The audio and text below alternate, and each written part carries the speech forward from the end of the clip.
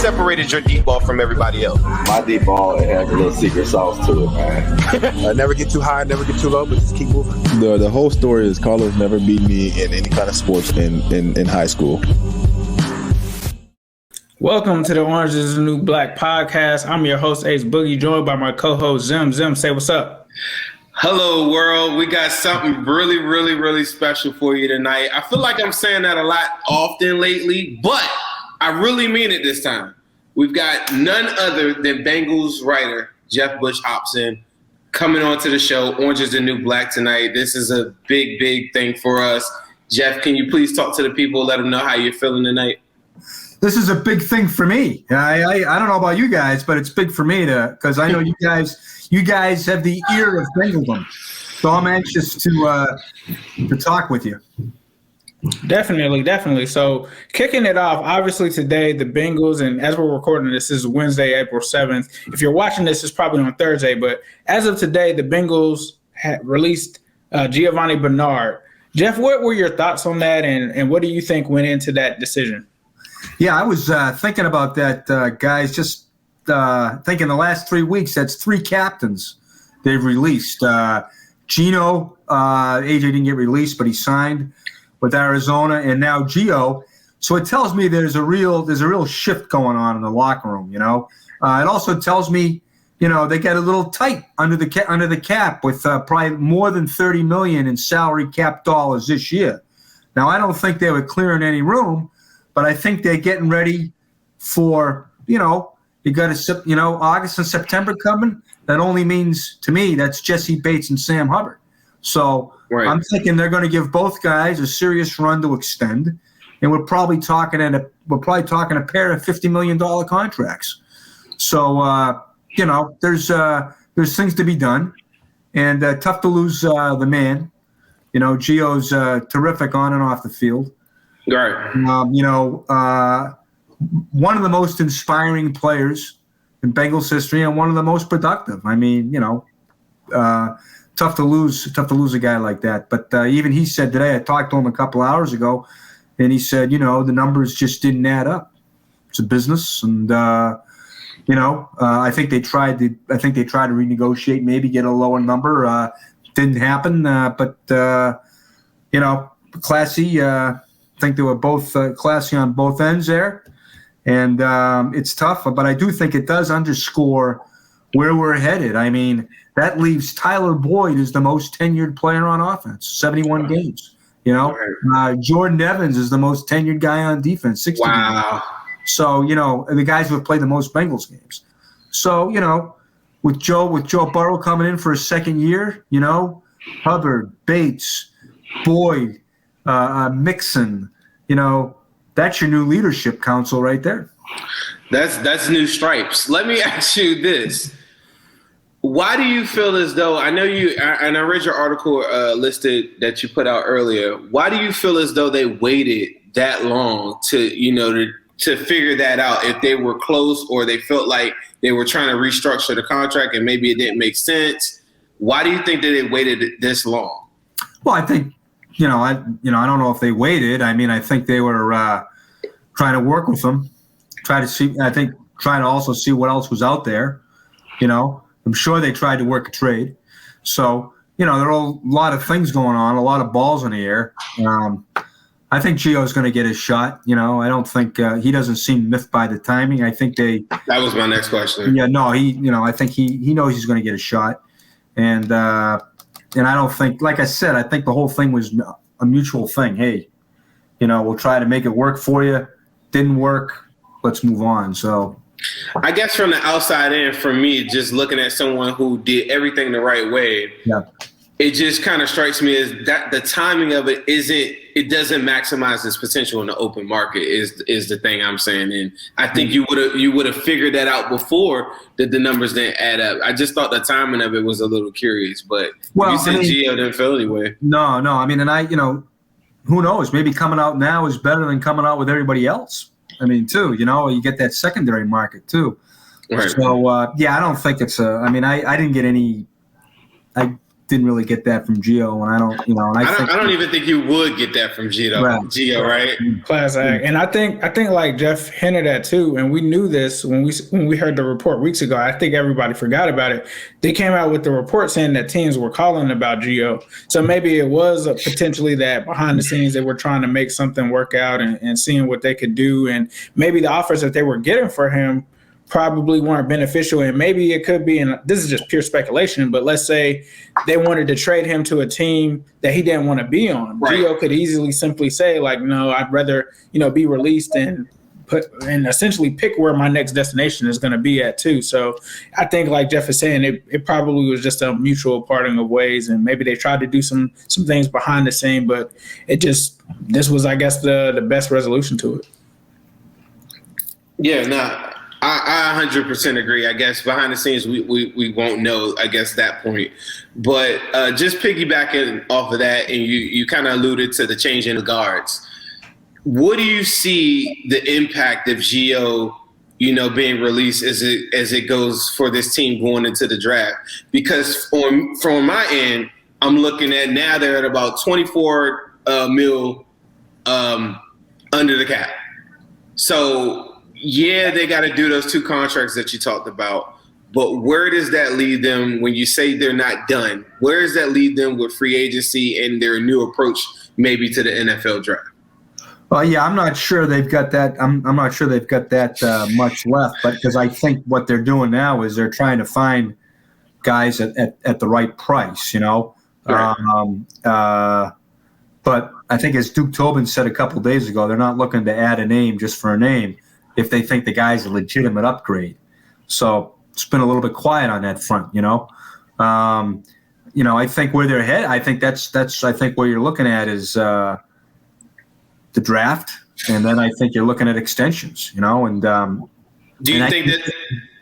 I'm sorry to cut you off. Do you think they look at a running back position earlier, or do you think they're satisfied with P. Ryan and Mixon? I think they like what they got there, really. I think they like P. Ryan. That's why they signed him to a 2-year deal. I think the coaches like what they saw, late in the year, where, he had the 95 against Houston. Not a great defense, but, he looked good, and I think they feel like he can protect. Gio was tremendous at protecting the passer. One of the best blitz pick-uppers in the league. And I think they feel like P. Ryan can also protect on third down. So, I think they feel pretty good there. They also have Trayvon Williams. They've got, and I think they really haven't seen. Patrick is an intriguing guy, 230-pounder, the rookie last year that made came from the other league, and I believe he was on the practice squad all last year. Now, so I really don't see them going after anybody. If they do, it would be late in the draft, I would think. But right. I think they feel pretty good at running back. One of the reasons they made the move with Gio. Friend of the show, Jacques Patrick, by the way. Another thing that I want to ask you, Geoff, is we're good at running back, but what about H-back? Like, they let Ethan Carter go. Right. What is really the plan for, that H-back fullback position? Is there anything that you're kind of hinting at? Is that something that they may address in the draft, or just sign the guy, or how do they want to do that position? Well, the way they work it, is, it's a tight end, and I think they like Uzomah and Sample. They don't use double tights very much. They usually use one tight end, and they seem pretty. Uzomah played 7 quarters with Burrow and seemed to have a pretty good rapport with him. And Sample came on. I thought Sample came on and had a pretty solid second half of the year as a second-year guy. So I think they feel. I think they feel all right at tight end too.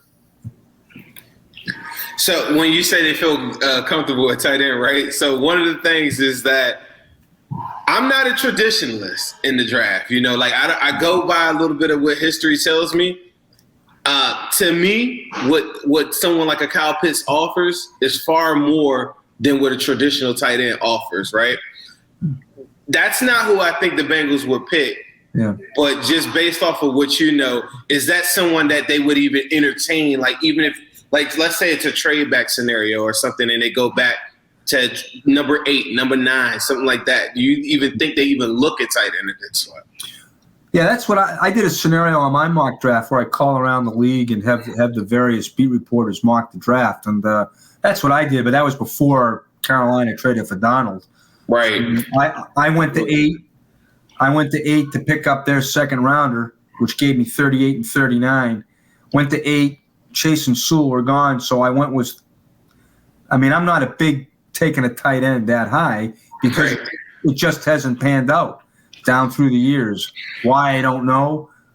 You know, it's kind of a flighty position. You know, each tight end is used differently in each offense. You have to adjust. Whereas you stick in a Sewell or a Chase, boom, they're going to be playing a position they played in college. You know, but yeah, I mean, you're right, Zim. You know, Pitts is a guy you don't see come along very often.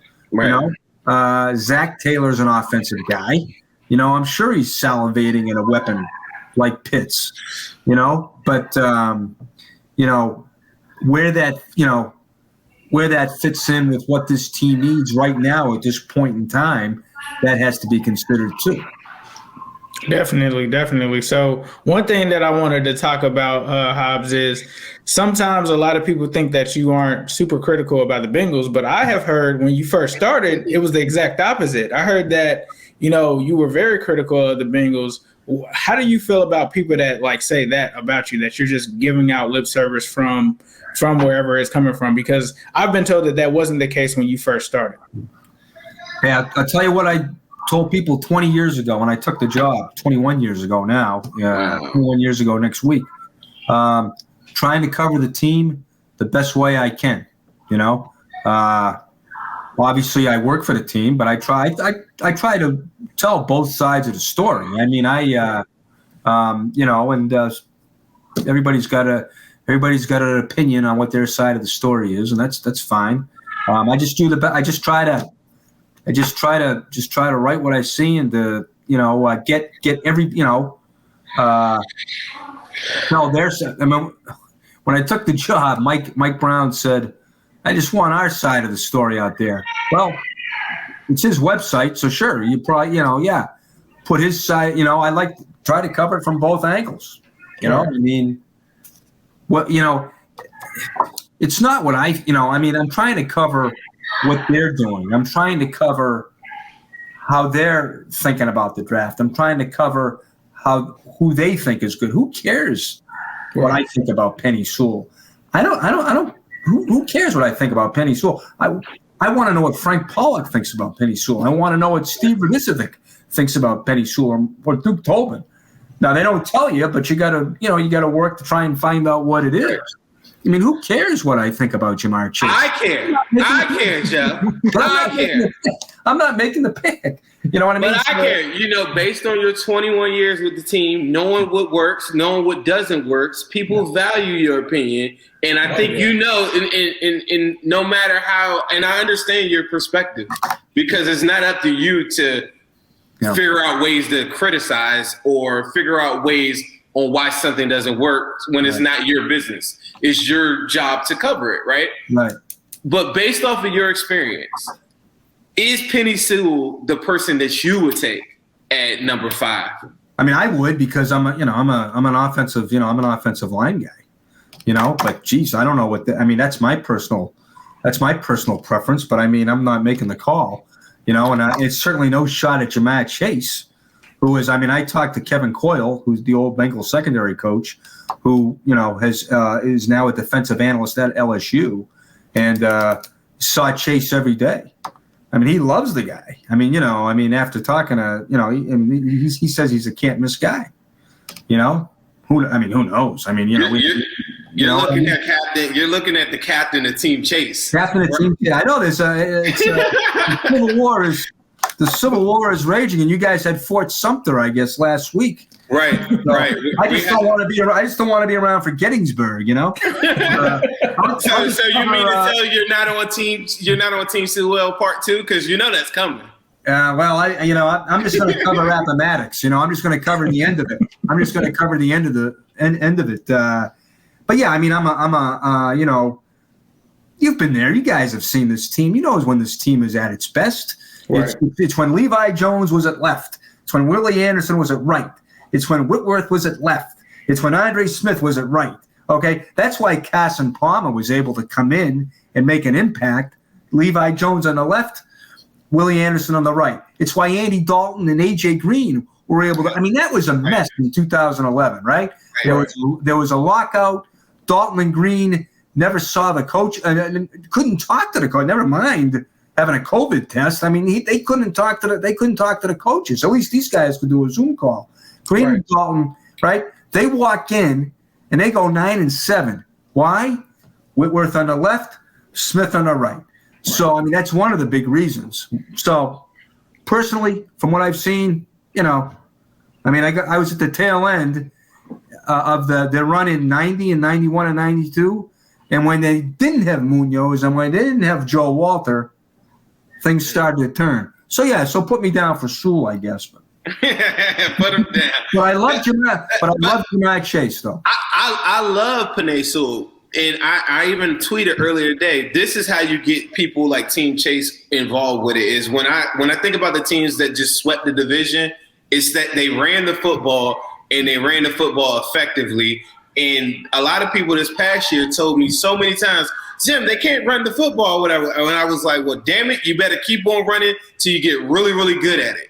And if you draft Penei Sewell, the solution that I would have is be very, very good and be elite at that position group and turn it to a position of strength and come back again and draft another offensive lineman, because the amount of guards that will be there in the second and the third round are at an all-time high to me. So the reason why I'm Team Chase is because I feel so strong about the guard play in the second and the third. But if you give me Penei Sewell, I say, cool, let's change the game plan. Let's block. Burrow doesn't get touched. I want to run 28 times a game. I never want to throw more than 30, and I'm going to go through the division that way. If they just get Penei Sewell, this is how I think it could fall flat on his face. You get Penei Sewell, say he goes out with a minor injury, say he has some learning curves, you're right back at square one with the same personnel that you had before. And that's the reason why I think a lot of Team Chase people aren't as high on Sewell as like maybe yourself. And I just want to piggyback off of what we said before. I truly appreciate Jeff's perspective because he's giving you the Bengals perspective. A lot of people may not know exactly what the Bengals are thinking. And I think Jeff does a great job of tempering expectations so that people aren't just running all over the place with just random hot takes. He's actually giving the real thing there. But well, Jeff, I'm just really, I mean, they don't tell me much. I'm trying to work it just like all the other guys, but I've had the benefit of seeing him do it for so long. Right. You know what I mean? So it's just, there's nothing like experience. Right. No, right. Correct. So, Jeff, I've got to ask you. I ask everyone when they come on the show, and we talked about this before the show. Usually I ask for a top 5, but you said that you want to do a Mount Rushmore of your favorite Bengals. So if you could provide that Mount Rushmore for everyone listening, we'd love to hear it. Paul Brown, Anthony Munoz, Ken Anderson, A.J. Green. Love it. I love it. AJ. Yeah. AJ is that guy. He's on the cover of his book too. So that's if he's on the cover of my book, I'm going to put him on Mount Rushmore. Didn't even think about that. It's also. Oh no, go ahead, Zim. I'm sorry, I didn't mean to cut you off. Go ahead. No, I didn't think you would say AJ. That caught me off guard a little bit. Think about AJ because it kind of goes beyond the performance on the field too. Right. Paul Brown, obviously. Anthony bested his position, but also one of the great human beings. Ken Anderson played such an important position. I mean, he was, the guy won 4 NFL passing titles. Everybody who's done that has been in the Hall of Fame, clearly. And then, but AJ too, not only a great receiver, one of the best receivers in the decade that he played, but also he set the tone for that team. If you remember, and it kind of goes back to that 2011. It was a little bit, the previous decade, been kind of drama every day. You know what I mean? It was, if it wasn't this, it was that. I mean, Chad was kind of Chad was great player, but he brought, it was a different style. Right. When AJ showed up, he brought his style, and he kind of, he was their version of no drama Obama. He was a different guy. He brought a different approach, and he kind of set the tone that way, and like Andrew Hawkins said it so well that the day that AJ signed in Arizona, I talked to Hawk for a story I did, and he was saying just AJ's personality. He was, he's such a great player, but the way he went about it, and Hawkins said, how could anybody on offense not, go hard all the time or, just not have an ego? He didn't have an ego. He goes, and that was those no ego Bengals, 2011, 2012, made five, those no ego guys made 5 straight playoffs and won 2 division titles. And I'm not saying the previous decade, the ego guys, they were a good blend of guys too, but it was just a different mixture. And AJ kind of said, so that's why he's on the Rushmore for me, because just kind of what he did, what his personality and approach to the game meant to that decade of Bengals football. No, for sure. So you talked about the previous decade. I have to ask you, because this is just something that I wonder, and I'm not saying that you would know the answer to this, but obviously there are some bad feelings about Carson Palmer. Do you ever see an instance where there will ever be like any kind of reunion or any kind of thing where he comes back, maybe it's 10 years from now? Because, a lot of fans are still feeling some of those emotions, but it seemed that when they did the special last year with Carson Palmer and Chad Johnson kind of reuniting and them connecting with Joe Burrow, it kind of seemed to get some positive reception. So from your perspective, do you ever think that is a possibility? Time heals all. Time heals all. I don't, not something that's ever talked about, but like I say, time heals everything. Would not be surprised, would not be surprised to see Carson Palmer show up at Paul Brown Stadium. I wouldn't, he'd be, one of the great Bengals of all time. Right. This is the first time I thought about it, but he's certainly been gracious to me. He's always returned my phone calls. He's been, he's been fine with me. Who knows? Like I say, time heals all. Yeah, definitely. Right. Yeah. I guess if we're talking quarterbacks and we're talking about Carson Palmer and we're talking Ken Anderson earlier, now is this guy named Joe Burrow. I don't know if you've ever heard of him, but he's been around here lately. And can you speak to, I guess, in the last 2 decades, as far as what you've seen thus far, how does Joe Burrow compare to the quarterbacks that maybe you had faith in Carson's heyday? Maybe you had a tremendous amount of faith in Ken Anderson's, heyday. Like, how does Joe compare to those guys? I'm kind of at a disadvantage because I wasn't around him last year because of COVID. Right. Just saw him on Zoom conferences and saw him in the games. So you really, I had a feel for Palmer. I had a feel for Dalton. I had a feel for Boomer because I covered his teams.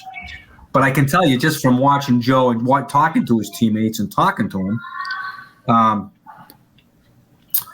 the guy's got it. You know what I mean? I think he's got clearly what we saw on the field. Game against Cleveland at home. The 2 wins against Tennessee and Jacksonville should have won. If the guy week one, the Chargers, the opener. What great player like AJ Green gets that call against him in the last 7 seconds? So I think we've seen enough from Joe that he's the real deal, and he's a different kind of quarterback than anybody we've really had here. He's very athletic. He's moves around, but he's got a great intermediate accuracy. He's kind of like the best of he's got kind of the best of everything. He's got the Heisman pedigree at Carson. Right. He's got the winning toughness of Dalton. He's got the personality of Boomer. If we could give him Blake's long ball, which I think he will get eventually. Yeah. But I do think he looks to me like he's got a little bit of everything. You know what sold me, and I can't wait till you get around him, and maybe you could, talk to Ace and just tell him, I just want to know about like your first interactions. Like me, one of the things that I did before they ever drafted him is I just watched interviews, and he has this cold stillness to him. Yeah. And I've been around a lot of people that have that, not a lot of people, but very few people that have this cold stillness to them that they won't accept failure. And it's very few people I ever remember. I could count them probably on one hand and maybe use another finger. And I just feel like he represents something that the city needs that I don't think even on the field is something that a lot of people take into account for. And I can't wait to see, like, you know, how you feel about it when you get a chance to, like, look him in the eye. Because I think you're going to see something very, very special. He may be the ultimate Paul Brown player. Act like you've been there before, you know, kind of like a nice little counter to Baker Mayfield's preening and dancing and careening around the field, you know. I think I like his personality because I think his teammates loved him. You know, I thought he was terrific. Thought he really stepped up there on the social justice stuff. Right. You know, and I think he really connected with his teammates. I think he connected with the city. You know, I've been, you know, and I wish I had been around him because I've really been impressed with him as much really with the stuff he's done off the field to really establish himself as a good teammate. And I think he gets it.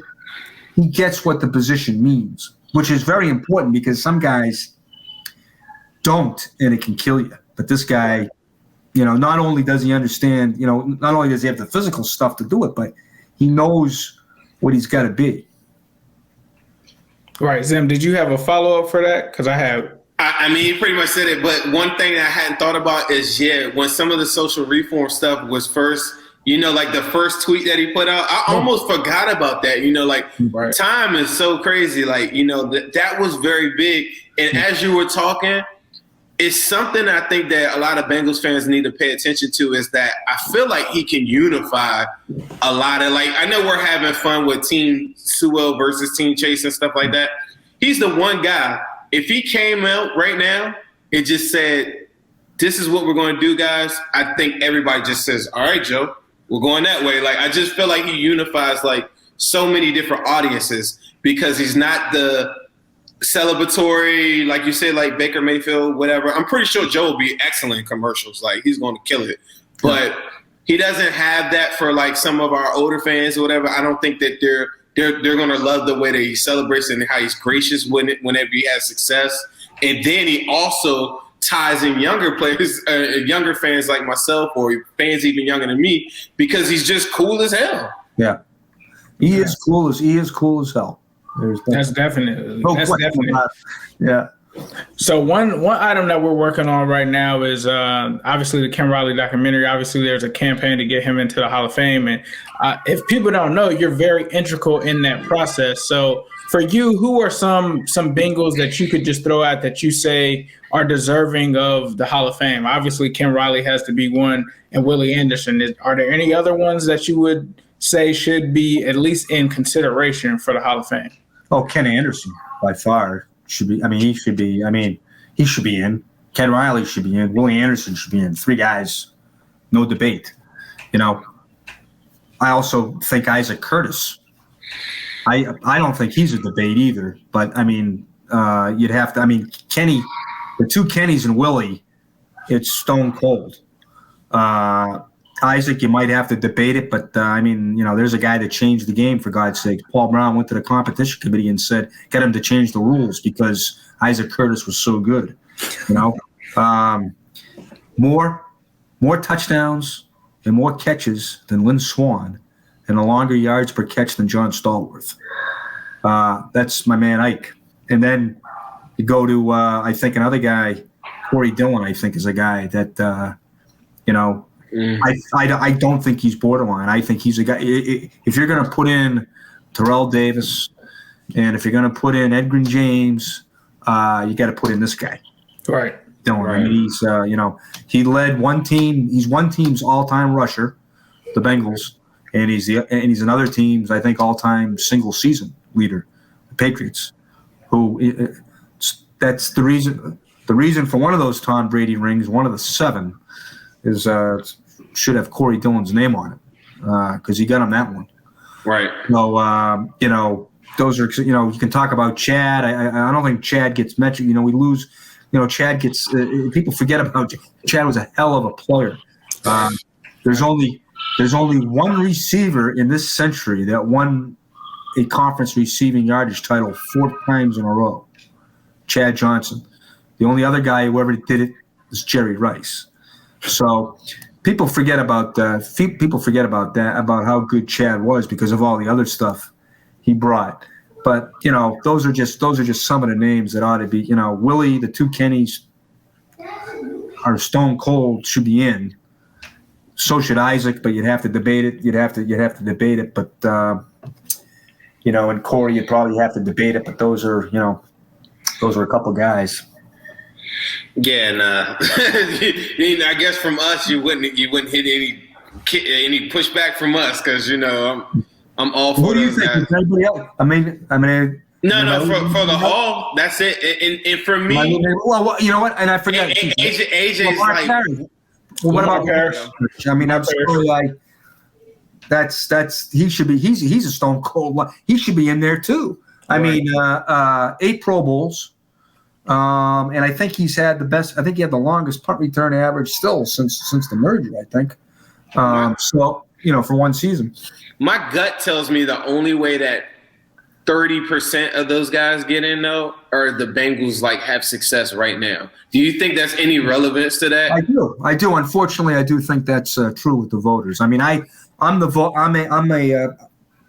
Cincinnati voter on the Hall of Fame committee. There's I want to say there's 48 selectors. There's 30. There's one from each town, 32, and then there's 16. There's 16 at-large votes. So yeah, I do think I do think it. If your team's hot, that helps you. I do, and it shouldn't obviously, but I do think that they probably got a better shot if things are going well for the parent, for the present club. Definitely. Well, Geoff, we appreciate you stopping by. We truly appreciate you spending this time with us. Let people know, obviously, if they don't know where to find your stuff. I don't know why they're even watching this, but let people know where they can find your stuff and what they can look forward to coming from Geoff Hobson and Bengals.com. I appreciate it. That's where I've been living for the last 21 years. That's my address, Bengals.com. I pretty much only tweet those story links. Geoff Hobson Sin, CIN, on Twitter. I pretty much only tweet the links, and but that's we got a lot of stuff going on here. There's coming up with the draft, so we'll try to delve into that. I'll try not to give you my opinion. I'll try to give you what they're. I would love to hear. I like hearing your opinion. I mean, hearing this opinion. Part of women. I'd rather hear your guys' opinion. Well, where we're at. I know you got Chase. What do you got, Ace? I got Sewell. I got a rep team. Sewell. I'm not opposed to Chase though. I'm not opposed to Chase either. But for me, it's if I had to order it, I'd probably say Panay. I'd even say Pitts and then Chase. I think either way though, I'm good with all 3. Yeah. I'm probably good with all 3. But I mean, I'm not going to turn away any of those guys. And just because I said I'm on Team Sewell doesn't mean I don't love Chase. Right, exactly. Right. I can see a path either way, but you gotta go in and you can't half-ass. Think about the trade down though. Think about the trade down. What if you get 3 players in the top 50? Then you could sell me on a bunch of guys, honestly, because to me, but that's the thing about having a top 5 pick, and I think that's what. Right. Duke Tobin was alluding to is we don't want to get ourselves out of getting an elite talent. No. And the drop off, it's a pool that goes from 8 to 20 something where you could kind of sell me on a bunch of guys. It's pretty wide for me once I get past the 8-9. Well, it's like Ace. I was talking to Ace. I was talking to somebody today who said, hey, where did they get Leon Hall? Where did they get Jonathan Joseph? Where did they get Jermaine Gresham? Where did they get Eifert? We could do it that way and stack it up. Hey, as you were saying this about Twitter or whatever the other day, because I said that last year, right? And I didn't tweet it all. My one challenge to you, this is my first time ever speaking to you. I want you tomorrow to wake up and randomly just tweet whatever comes to your mind. Do it. Just say something. I'm not saying it has to be something shocking. You could just say, I just had the best cup of coffee today. And I bet you people will go crazy off that tweet. Oh, they would love it if Geoff tweeted I'm telling something. you, just say something. Like I want to see. Like I'm petrified of Twitter. Do you I even, used to be too. when people mention you, do you actually see the mentions or you just don't respond to them? I did that for 1 month in 2009. Worst month of my life. Really? Okay, gotcha. 2009 is one of my favorite teams too. Y'all were talking about teams earlier, or that in between 2009. Division champs. Favorite team of all time. 2009. Love that team. Best team of all time. Cedric Benson. Love Cedric. Oh, Benson. love Love that Benson. team. Love Cedric Benson. He was the